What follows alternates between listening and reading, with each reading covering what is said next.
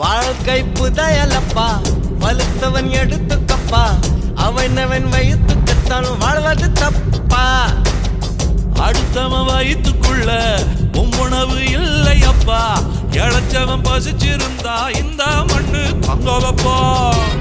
நீ வாதத்துக்க ரொம்ப கெட்டிக்காரன், அட வக்கீலுக்கு நீ சொந்தக்காரன். சொல்லும் வார்த்தையில் என்ன சொக்க வைக்கிற, இமய மலையில வந்து ஐசு இருக்கிற. இளம் மச்சி மச்சி தலை சுத்தி சுத்தி பொம்புத்தி கெட்டு போயாச்சு. பல பட்டாம் பூச்சி எட்டி எட்டி பக்கத்து என்னாச்சு.